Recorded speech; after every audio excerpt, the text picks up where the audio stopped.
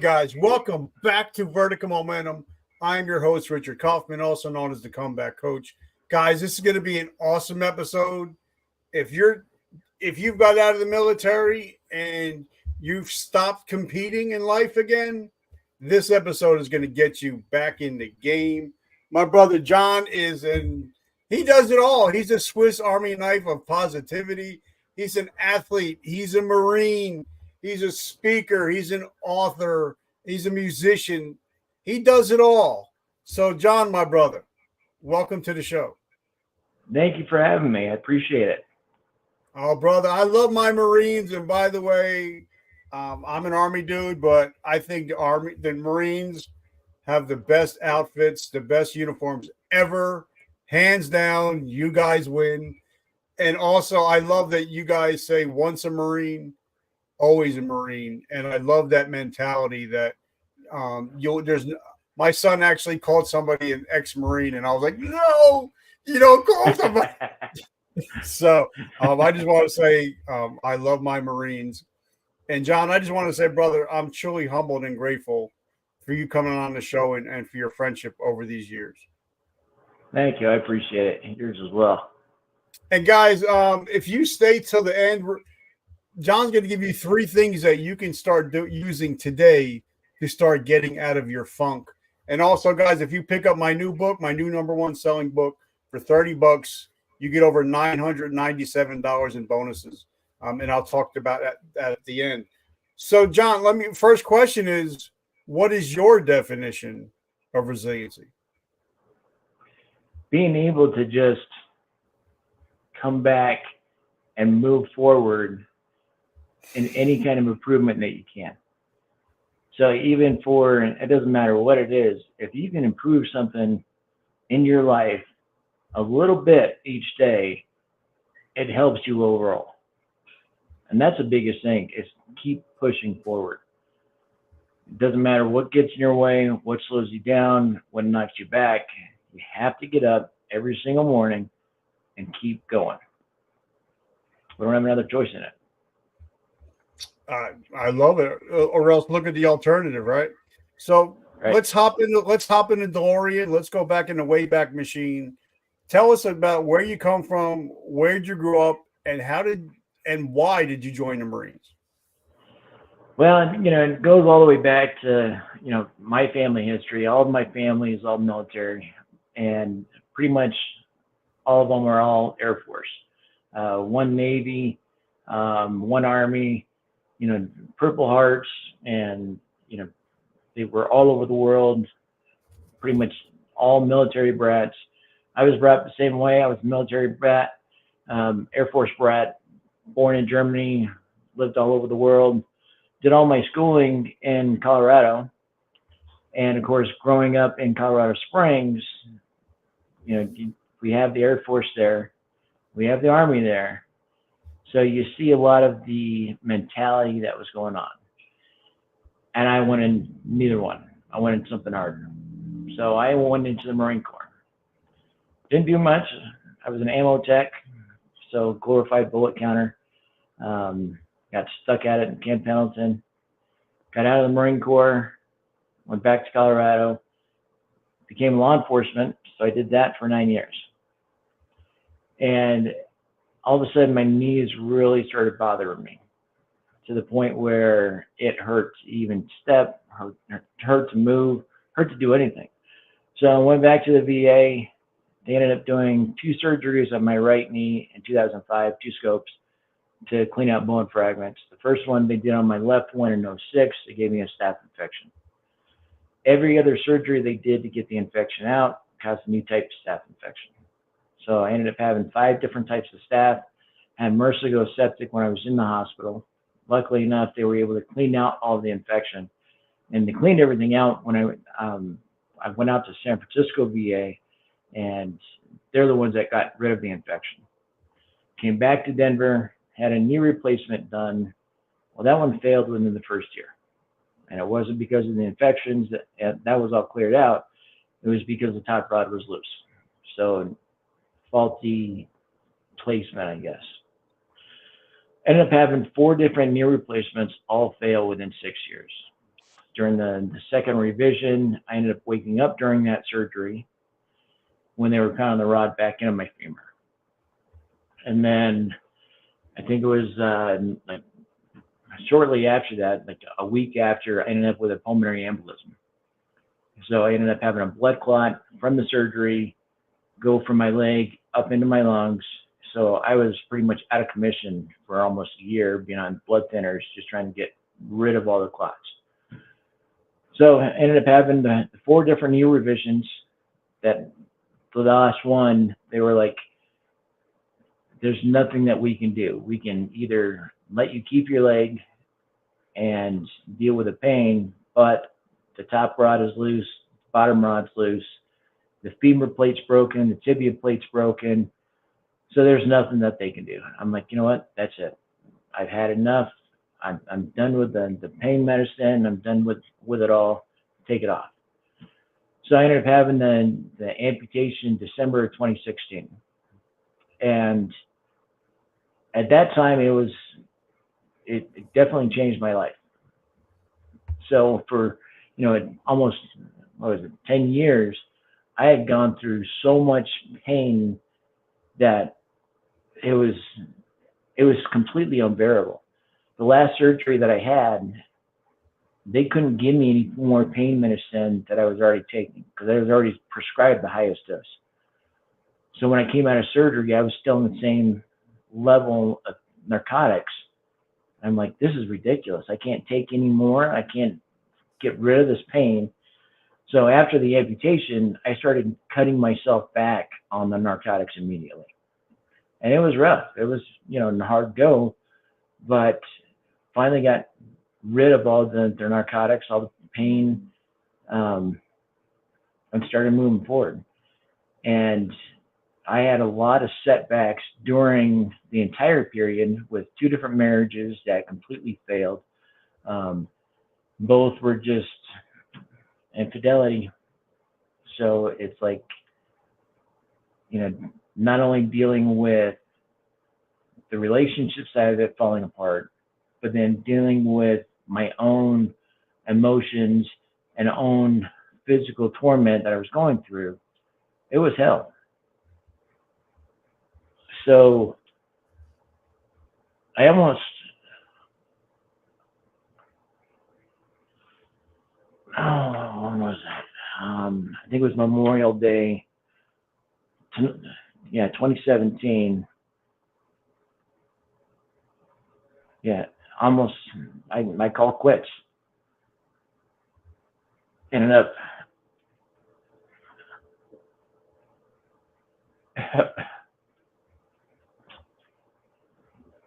sorry, it's hard. No, I'm a suicide attempt survivor, so I get it. Yeah. But this is stuff that needs to be talked about. There's no Correct. fluff. This is real shit. Yeah. And people need to know too that it's like all the trying to break it out of that. All the hell that we go through, there's still light at the end of the tunnel. There's still things that we can do. We can't stop. We can't,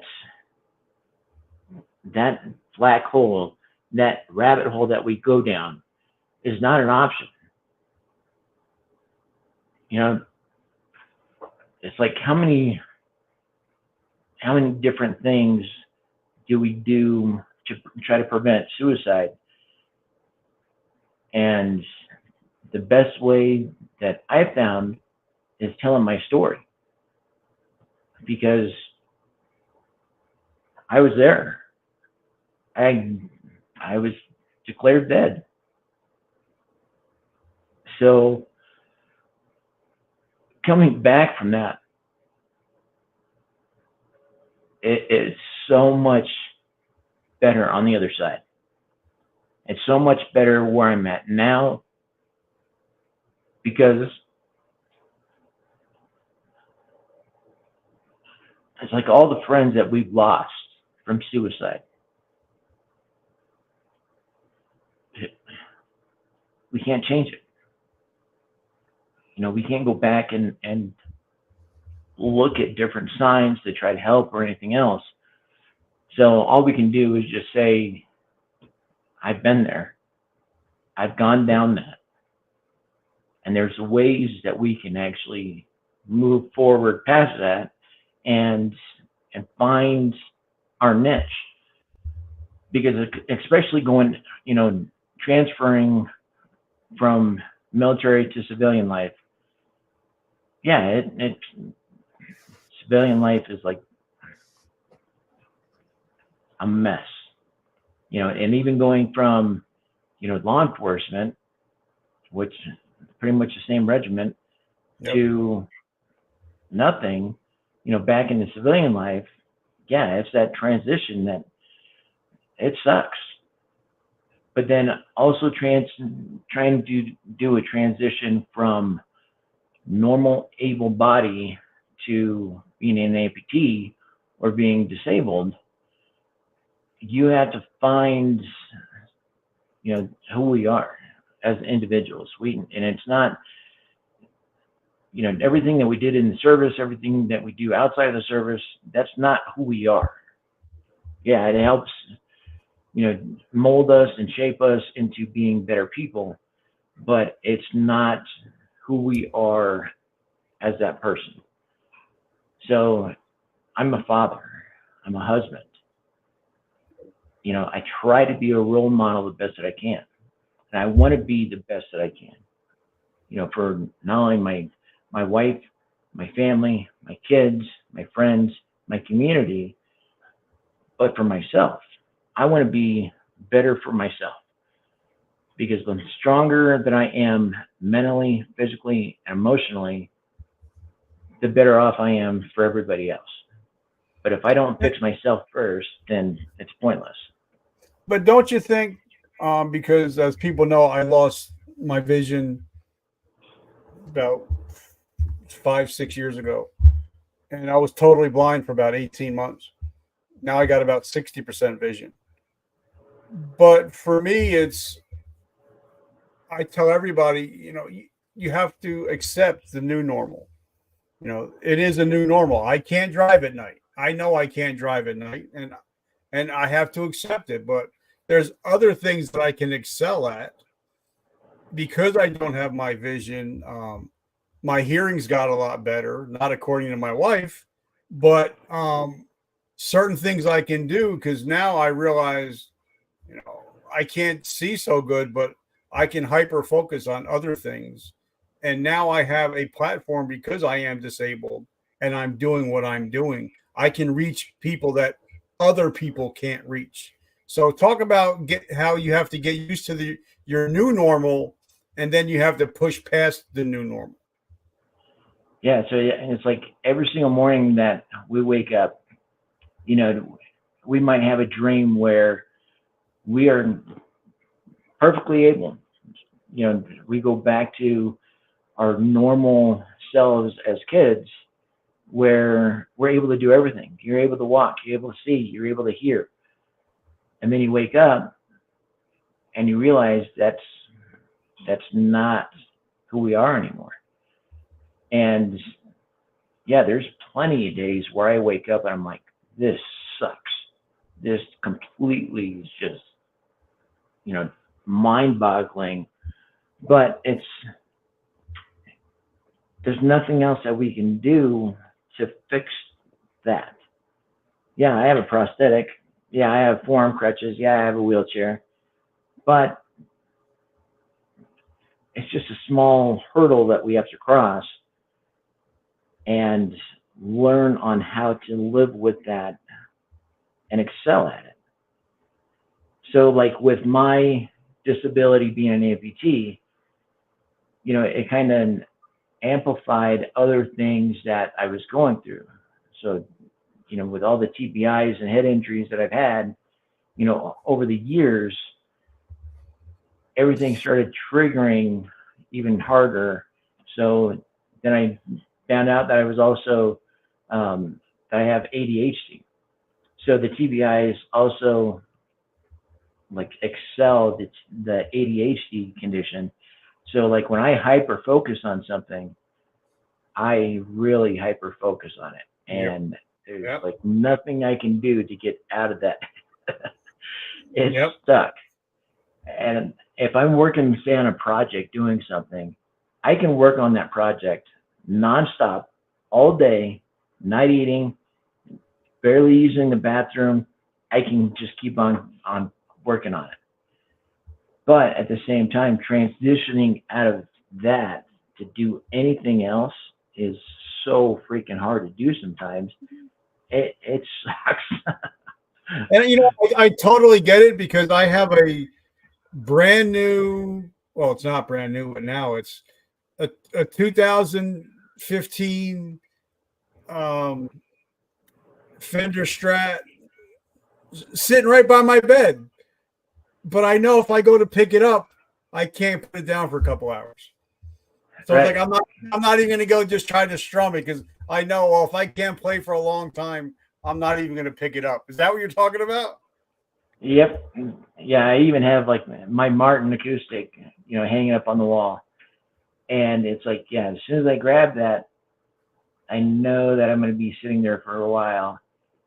And yeah, it's so hard to stop and to go and do something else that has to be done. All right, so let me ask you, because when I lost my eyesight and I told people I'm going to start a podcast, but they're like, but wait a minute, you're blind. And I'm like, well, back then, when I started, podcasts were just audio. It wasn't video. So I'm like, well, people are just listening. They don't care what I look like. So maybe I'll just got to hit record. So what was it like when you were looking down at your leg and be like, all right, I'm going to start competitive skiing? And I'm sure you had to have brothers like, bro, what the fuck are you talking about? Right.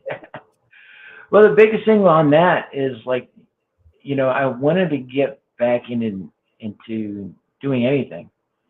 So I ended up getting, you know, a hold of the rec therapist here at the VA for Denver. And they're like, yeah, if you want to go skiing, we can take you skiing. So I started doing that and tried using my prosthetic to ski with. But there's so much movement in the prosthetic, and it's like a delayed reaction all the way down from, you know, the top of my stump down to the ski, that I'd have to like completely overcorrect myself to try to get it to move. I'm like, hell with this. So I ended up starting to use just one ski, dropped the prosthetic and just started skiing on one ski. And it was so much easier to do it that way.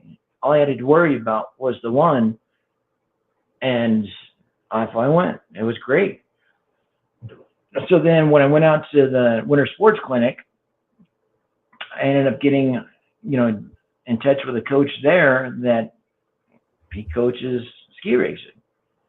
So I went out to Winter Park, you know, that next season with NSCD and learning how to ski race. And that is like, it opened up so many more doors for me to see, you know, the disabled part of sports. So even like, you know, one of the girls I ski with and ski race with, she's also partially blind. And her dad is, you know, career service, like 35 years Army. And it's like, holy cow, that is a long freaking trek. But last year I was able to actually guide for her. So here we are going down through the ski race course. I'm guiding her ski racing on one leg. She's following me to be her guide, you know, to show her where to go. And it was a great feeling just knowing that here we are, you know, two disabled athletes working off of each other to ski race and to train. So yeah,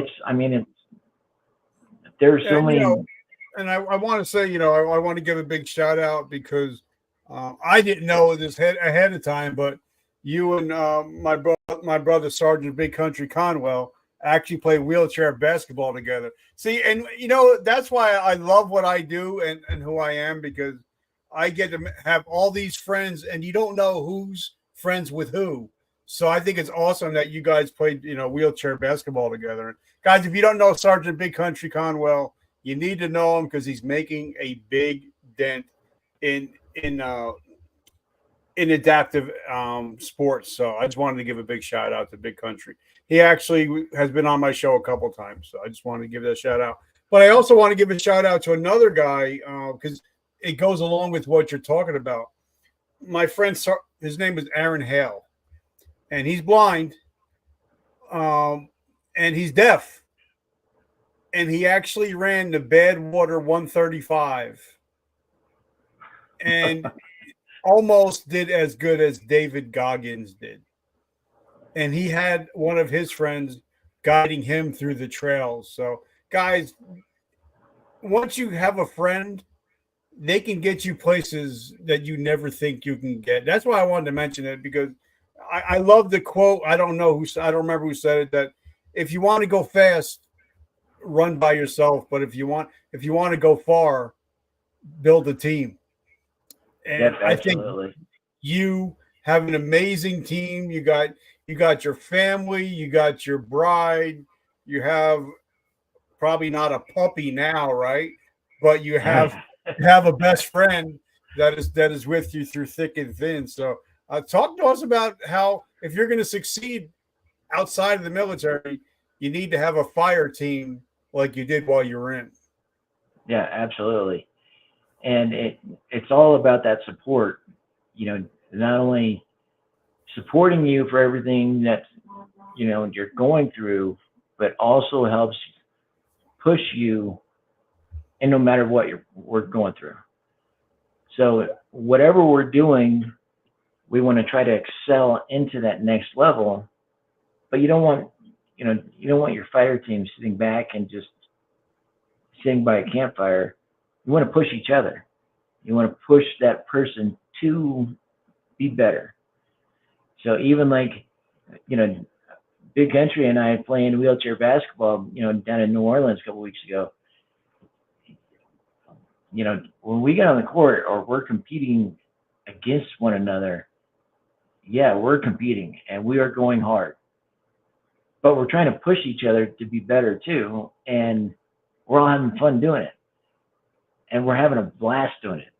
And yeah, if you if you see us on the court sometimes, you're like, what in the hell is going on? Here I am, the other day in my brand new, sports chair, and I'm pushing so hard trying to get past these two blockers that I end up flipping my chair forward and almost come out of my chair, and I have to push myself back up to get back up. But it's like that adrenaline and everything that we're still doing, we're still driving, and we are pushing as hard as we can, and having that drive just to be a little bit better makes it all worth it. But yeah, if you don't have somebody behind you or next to you to help push that, you're not going to get very far. You got to have somebody that's going to try to make you be a better person in any realm. So even like our spouses, my wife, she's had almost as many surgeries that I've had. And she has had a CSF leak now for, since February. She was pretty much bedridden and had to have nursing come in and everything else. But at that time, I have to step up and try to do everything I possibly can to assist her in healing and getting better and taking care of things. So if I'm not doing that and stepping up, how is she going to get better? How is she going to feel better? So even, like I said, at home, our spouses, just, if we can push ourselves to be a better person for our spouse, they're going to do the same thing. They're going to try to be better. And once we start doing that, our kids are going to sit there and watch us. And they're like, well, if they can do that, I can do better. So it's an entire process that happens that we're all building off of each other to excel. Even our neighbors, my neighbor right next to me, also an Air Force veteran, we give each other crap all day long. And it's funny that, no matter what we're doing, we're always pushing each other just a little bit harder. So when he sees me doing projects here at the house, I start giving him crap about his honey-do list. And then, of course, the wives hear us and bantering back and forth. But it makes us be better husbands, a better community. But don't you think, because this is something that I talk about all the time, marriage is not 50-50. No. Sometimes it's 0 and 100. Like, I almost took myself out about 8 weeks ago, but I just told my wife, I'm like, I'm done. I'm tired. Just hold me. Just lay in bed, let me cry, and hold me. So at that point, I was at 0. She was at 100. And then some days, I'm feeling better, and some days she might be down. So it might be 75-25. So a lot of people that get this 50-50 thing, it got it all twisted because it's never 50-50. I don't care how you look at it. Nobody's feeling the same way as each person every day. Yeah. It's those days that we are down that if the other side doesn't step up, then we're just dragging them down. So, and it's vice versa. If our spouse is down and we aren't stepping up, we're failing them and we're failing ourselves. So we have to try to do whatever we can to help, to be better, to be that support, because it's our team. Our spouse is our team. And if we don't have that team solid, if we're slacking, it's going to show. All right. So let's talk about, because you've had to, well, I think last year was the word for pivot. Every other word was pivot. But you pivoted out of the military, then you went to law enforcement, then you pivoted out of that. Not because you wanted to, but because you had to. So talk about, what are some steps that veterans can take when you have to reimagine and reinvent yourself? Because like Sergeant Nick says in my Veteran-Keynote tribe talks about, once you step off base, military doesn't give a shit about you. Your phone stops ringing. A lot of us don't have money coming in. You don't have a mission. You don't have camaraderie. And a lot of times we either end up looking at the bottom of a bottle or at the end of a barrel. So talk to us about, how do you go about reimagining and reinventing your life after service? So the biggest thing is, finding, a support team, getting back into, a veteran community, because we're all going through the same thing. And there's a ton of different communities out there, on Facebook, on, whatever app that you want to use. There's people out there that are doing the same thing. They're going through the exact same thing. So the biggest thing is finding out what we want to do individually, and start out just writing it down, setting out a game plan. It's like, okay, I want to do this in my life. I want to go, I've never skydived. I want to go skydive, at least one time. So start that out, or write it down, put something down on paper. Once you put that on paper, then you have it set as a goal. And it's really physically writing it out and not just typing on your phone. Write it out. Write out whatever game plan you want to do, whatever thing you want to accomplish in life, write it down. And it could be anything. It could be small things. So if you're an amputee, a brand new amputee, write something down that you want to go walk with your prosthetic a mile, or you want to try running a mile, write it down. Start out with small objectives that you want to do and start doing those things, and reach out to the other people that are doing the same thing. And there's so many different groups that are out there, and people give crap about the VA, and yeah, I can't stand the VA. I hate the VA, and I have so many reasons to hate the VA. But at the same time, there are so many good things about the VA that you can actually link up with different spots in the VA, like rec therapy. There's different groups that are out there. So you can reach out and say, I want to be involved in this, and push for it. So that way you're linked in with other veterans that are doing the same thing, going through the same thing. So you guys can help feed off of each other and start doing things. Even like on your show, if people sit here and watch your show, they're going to see, okay, they're doing it. They're the same thing as me. I can do that then.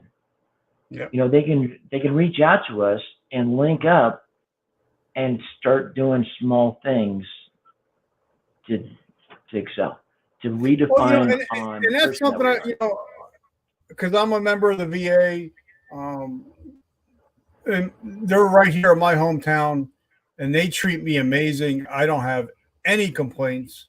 But when I talk to people about the VA, and they're like, yeah, I get my check from the VA, but I'm like, do you see the services that are available? You can go to classes and take classes for entrepreneurship for free. And I'm going to talk about, you mentioned, you didn't mean to use the word LinkedIn, but you said LinkedIn.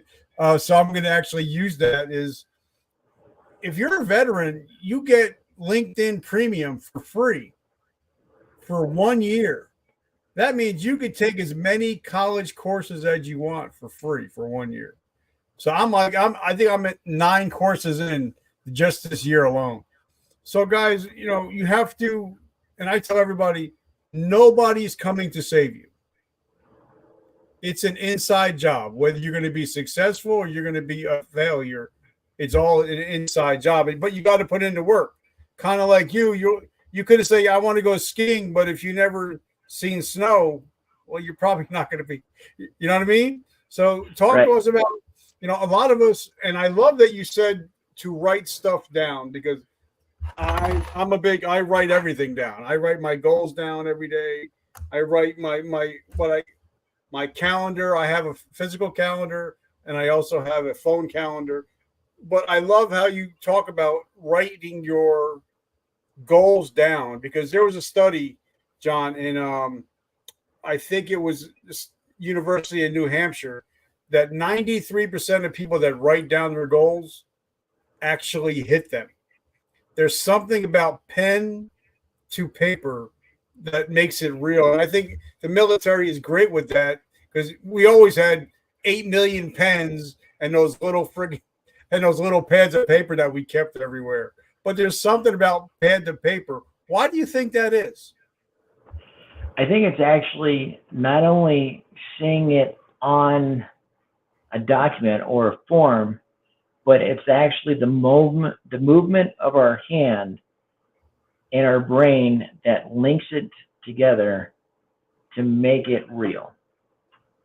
So if we're just sitting here typing on our phone, yeah, we can push buttons. It's not the same thing. It's like even using a laptop, using a keyboard, it's not the same thing. Your fingers are just moving a little bit, and there's no actual physical thing that we have to do to make it real. It's small movements that it just doesn't work the same. So even like with my phone, I have a stylus on my phone where I can actually pull the stylus out and write something on my screen, and it helps better than just typing it out. But I have the same thing. I have a whiteboard. I have several different whiteboards. I haven't changed my calendar on it at all for the last several months. So it's been staring me right in the face that I need to change it again. And yeah, I'm just lacking on it, to be honest. All right, so let me ask you a question, because I've had several Mr. Olympias, Lee Haney, Dorian Yates, on my friends list that I've talked to time and time again, and they always kept a journal of their workouts, their macros, and even today, even though they've been retired for how many years, they still write down their macros, they still write down their workouts. And I think once you start writing stuff down, like for me, if I say, okay, I'm speaking to John at 11 o'clock, and then I have another appointment at 2 o'clock, and then after that, I want to go clean the garage for a while. And if I don't clean the garage, that next day when I said I was going to clean the garage, I get pissed off at myself, because I'm like, yeah, I wrote it down. So there's no reason I shouldn't accomplish it if I wrote it down. So being an athlete, how important is it to write down the things for your sport? it's very important. I mean, because if we don't write it down and have those objectives set out, then it's just kind of like a thought, and we're not going to make it real. When we write it down and have those objectives lined out on how we want to get to a certain spot, it makes it that more real that we have to accomplish those small goals to get to our main objective. So even for like me, trying to get to the Paralympics, the Winter Paralympics in 26 in Turin, I have to look ahead in the far off distance, even though it's not that far off. So yeah. The cutoff for our list for the Olympics, I think, is going to be like January 4th, 26. Well, before that, there's only 2 races that we're going to be able to hit before that cutoff in the 26 season. So it has to happen this year for me to actually be ranked up higher in the points so I can make the list in 26. So for me to do that, I have to accomplish my small objectives to actually be faster, to be better. And it comes down to the daily objectives on how I'm going to do that.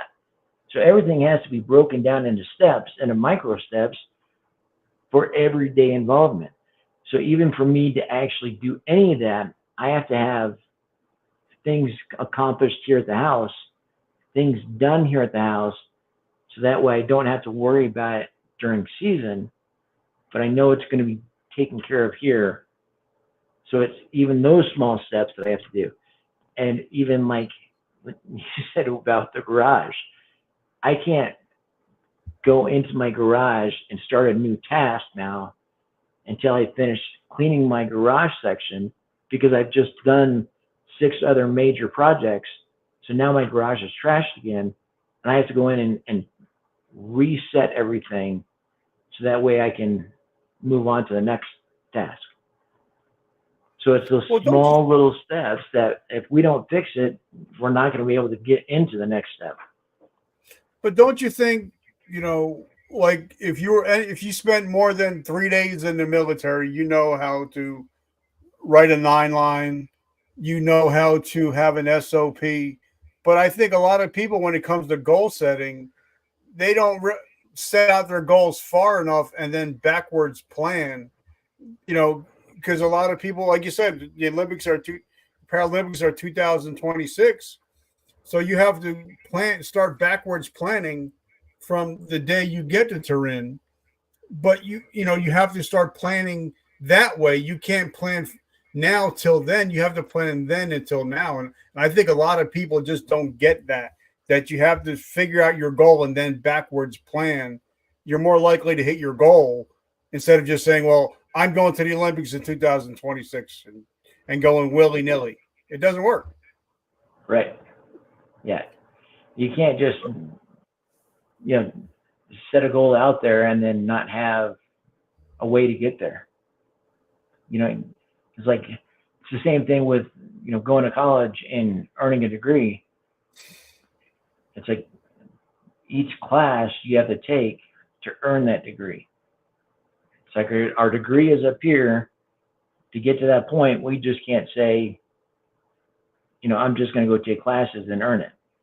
No, then there's prerequisites that you have to follow to actually get to that next step, to get to the next step, you know, to finally take the class that, you know, you have to take to earn your degree.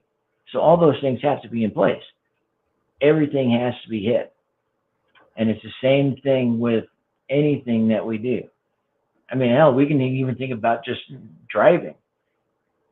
If we went in, you know, when we're 15 years old and we went in to go get our license, well, we couldn't just hop in a car and just go. We had to actually learn on how to do things, learn how to operate the clutch, learn how to merge into traffic, you know, learn how to make sure that, you know, our mirrors are all lined up. So even those small little details plans out for further down the road for us to get to where we're going.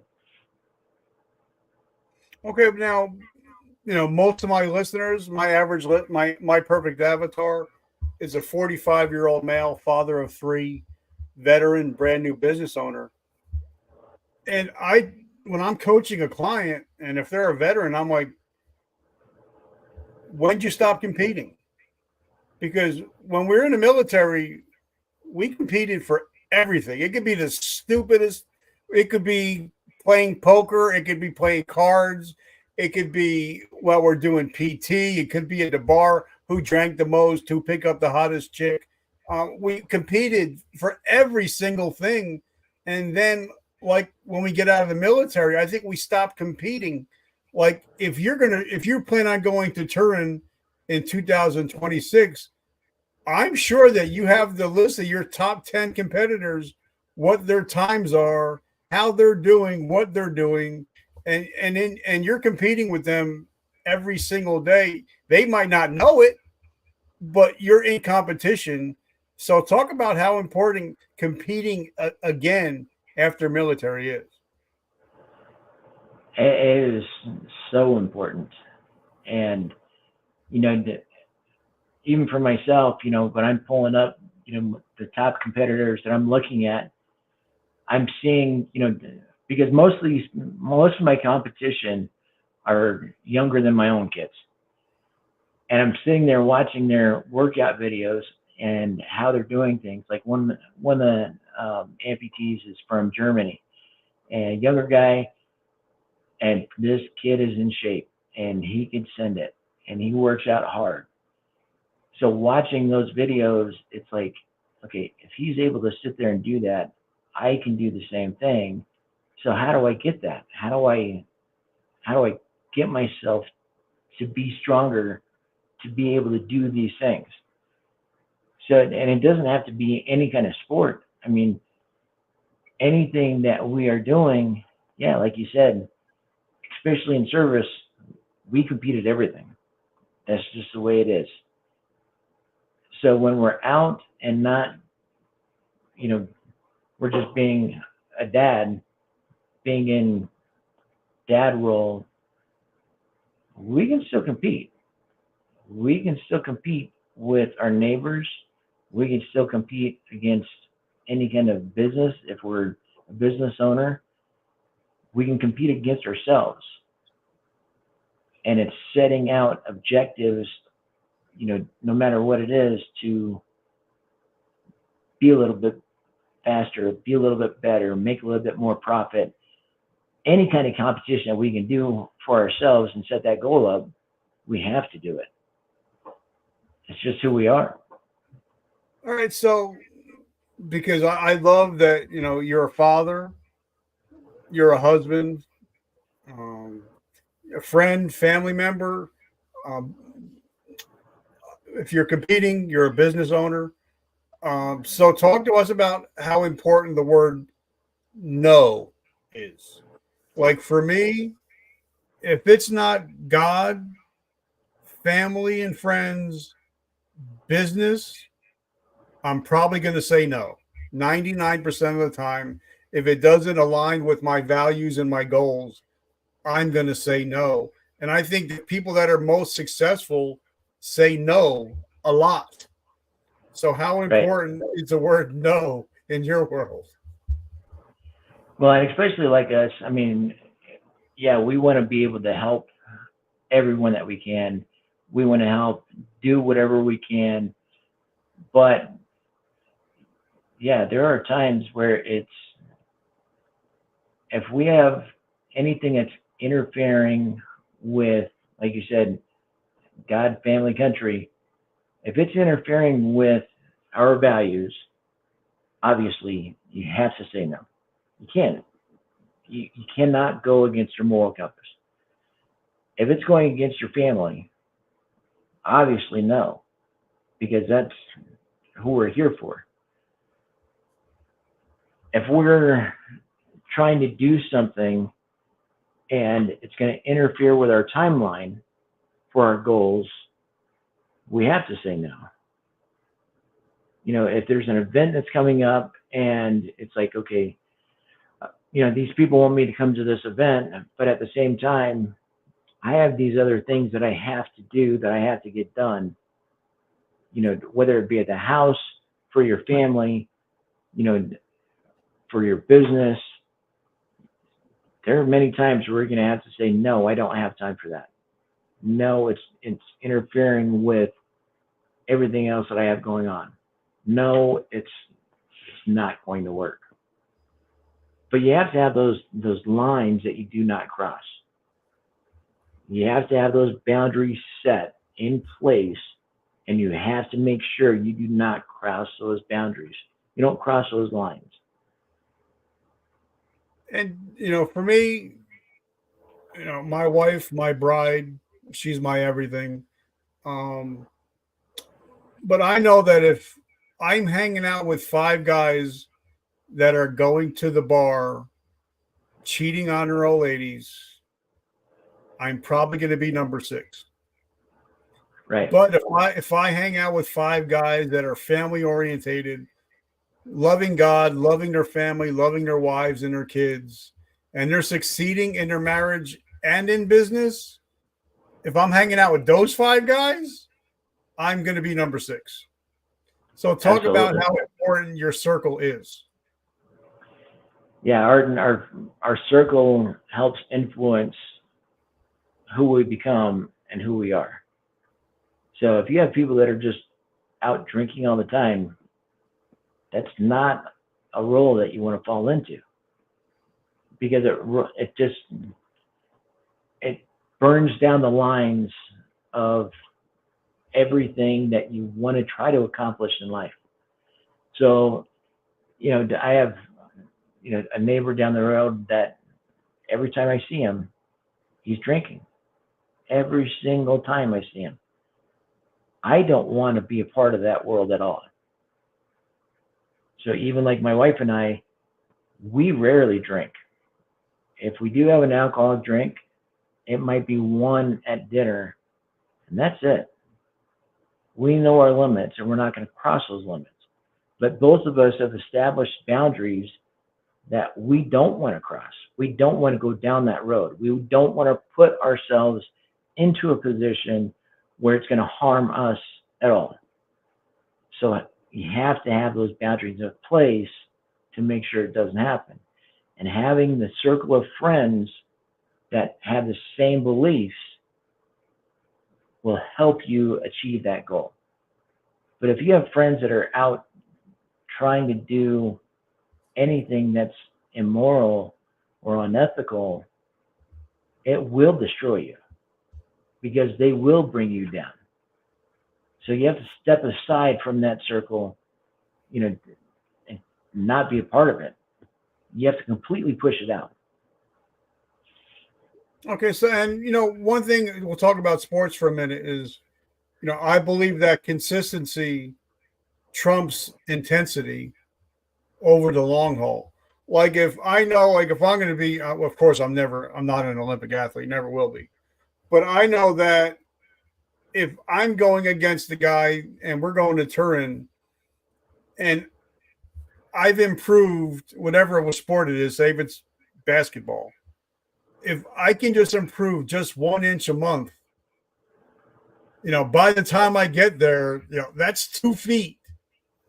But if I go against the guy that he's just going to start competing when he gets there, and he's just going to give it intensity, I know because I've been consistent over the long haul that I'm going to beat him because consistency trumps intensity. So how important is it to be consistent, but also to stack your wins like James, like some of the books that we read. How important is it to be consistent, but also to stack your wins and celebrate your little wins? Yeah, it's major. I mean, and it's pretty much the entire process of life. Is if we're pushing ourselves just a little bit and doing things consistently every day a little bit, and we make that minor adjustment to be a little bit better, down the road we're going to excel further than anything else or anybody else. That and the intensity, the intensity is important, but it's important when it matters. The consistency is important every single time. So like one of the guys that, prime example, another Marine, Oscar, he's actually out in Paris right now shooting, competition pistol. And he is just on it. And he practices. And it's consistent. Because his small minor adjustments that he can make makes him one of the top shooters in the world. For me, trying to go up and compete against him, when we shot down in New Orleans, he definitely outshot me. I took fourth, he took first. And it's those consistencies that we make. So, I have the intensity, absolutely. But my intensity didn't matter because the consistency that he had every day of training to do that, obviously he won. So, for the small things of me being able to try to train for competition air pistol or competition, pistol for 10 meters, 25 meters, 50 meters, if I'm not out there sitting there consistently training for that, it doesn't matter about anything else. And especially for any of us veterans that have been out there, going to the rifle range, if we're not out there training to do it, and we think that we're just going to grab a rifle and still keep the same shot target, same grouping, it's not going to happen because we haven't trained our mind and our body to do the same thing. So there's something to say. So what you're saying, it basically is there something to, Seth Curry, Michael Jordan, Kobe Bryant getting to practice 2 hours early, staying 2 hours late, shooting 1,000 free throws before they go get showered. So there's something to say about consistency, because there's been a lot of great NBA players that come, but those three are at the top of the heap is because they put in, like Ed Milet said, they put in the reps. They just do one more. So don't you think that's important? Is to they get there early. They get their practice 2 hours early, like Tom Brady. Stay 2 hours late. They work on their nutrition. They work on their mind, and they're focused on one thing. So how important is? I love the word focus. Follow one course until successful. So how important is focusing on one thing and not having that shiny object syndrome? Right. Yeah, it's the same thing, even for me training for when I'm skiing, it's like we pick out that one thing that we want to fix that day, to make that small adjustment, that one small thing that we work on can make us or break us. So, just a small body position, small movement, our breathing, it doesn't matter what that one thing is, but that one thing, if it needs to be corrected, you have to train that one small thing to have it consistent for progress down the road. And I mean, it's like one of the things that, I forget where it came from or who said it, but it's like the one thing that we do every single morning. The first thing that you must do is make your bed. Make your bed, yeah. And that's the first step every day.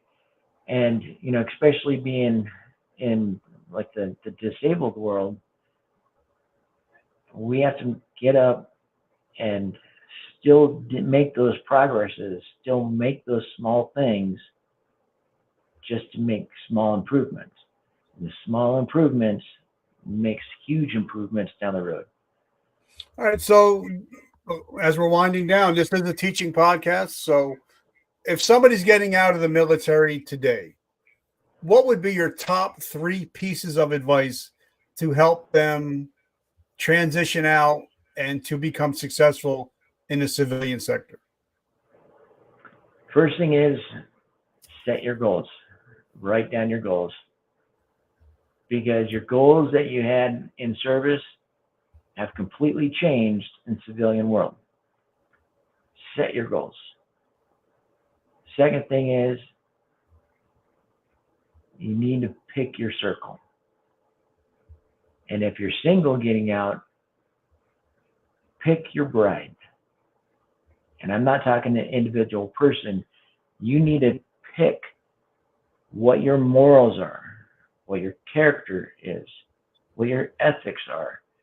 You need to set that out and have the ideal person that you want as your spouse to help you excel in life, to help you excel spiritually, to have that teammate. Because if you just pick somebody up at a bar or elsewhere, they're not going to be the match.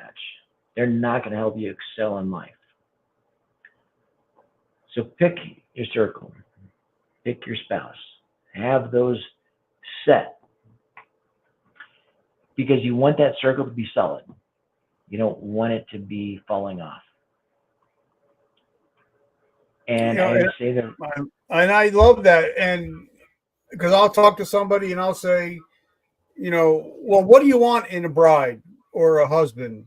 They'll tell me everything they don't want. And I'm like, that's not what I asked you. I asked you what you do want, because life will give you exactly what you ask of it. So if you're giving me everything you don't want in a man or a wife, that's exactly what you're going to get. And I think that's a great point, John. So what was your third point? Your third call to action? I'd say you have to find out who you are individually. And, a lot of us that go in, especially into the Corps and then into law enforcement, most of the guys that I went in a boot with, we all followed the same path. We all went Marine Corps and then got out and went law enforcement or fire. So, yeah, it helps shape us on who we are, but it doesn't define us. So the definition of who we are, we need to know what our integrity is, what our morals are, what our ethics are, who we are as that person. We need to define ourselves and have that set. Because if we go out into the world and we don't have our morals and our ethics and our integrity, we are going to get lost and we are going to fall and we are going to just shatter. So you have to have your solid foundation and make sure that you're solid. Because we can't assist anybody else. We can't excel in life. We can't have a good circle, and we won't have a good spouse. So making sure that our self is centered. I love it. So what is on the horizon for you now? What's coming up, and how can we find you, and how can we support your mission to get to Turin in 2026? So I do have my social media page and also my web page. So it's onelegedoutlaw.com. I share all my Instagram and social media through that as well. Hopefully it still links and working. On like Facebook, you can find me, John Papai, Adaptive Athlete, and PAPAI. That's my main athlete page. And for me, that's my goal out there is to become, make the 26 Winter Olympics and compete in it. But that's also just a small niche on it. So I'm also, helping, instructing, and teaching others with disabilities to actually learn how to ski. So that's my next alternate goal down past the Winter Olympics. I still want to teach. I want to teach, others with disabilities on how to ski. And then I also have side goals too, is either getting more competitive in shooting for the competition shooting side of it, and then also wheelchair basketball, jumping hard into it. So I have plans that are out there, in the future after my skiing career. Because obviously I can't stay here and ski race on one leg for the rest of my life. Not a possibility, not an option. My body is going to start wearing down. I'm competing against kids that are, kids. So I still have everything out there in the future that I want to be and where I want to go. And it's just keep moving forward, one step at a time. I love it, John, and I just want to say thank you, brother. And like I said, if anybody buys my new book, they will get autographed copies sent to their house with a few gifts, and also they will get over $997 in bonuses just for picking up the new book. So if you guys want the book, write that down below. But guys, as you know, I'm a big Joel Osteen guy. I love my Lord and Savior Jesus Christ. I'm never afraid to say it. Something that Joel says, and I use it at the end of every show, is every morning we wake up, we have a choice. We can be a victim or we can be a victor. And if you listen to this show, you're no longer a victim of your past, but you're a victor of your present and your future. So I just want to say thank you guys for always showing up. Big Country Conwell, I love you, brother. I wish I could watch you two go head to head like two friggin' bulls. That's got to be awesome. And John, I'm going to do whatever I can to help you get the Turin in 2026. Thank you. I appreciate it. Well, I love you, brother, and I'm so grateful for everything you do. And thank you for your friendship. And hopefully we can build a generational relationship from this point on. Absolutely. Sounds good to me. I love it. So, guys, make sure you check out his websites. His social media is hot. I love it. And, guys, just remember, vertical momentum. The only way to go is up. I love you guys. I will talk to you later. John, my brother, we will be talking. Sounds good. Thank you, brother. Appreciate it.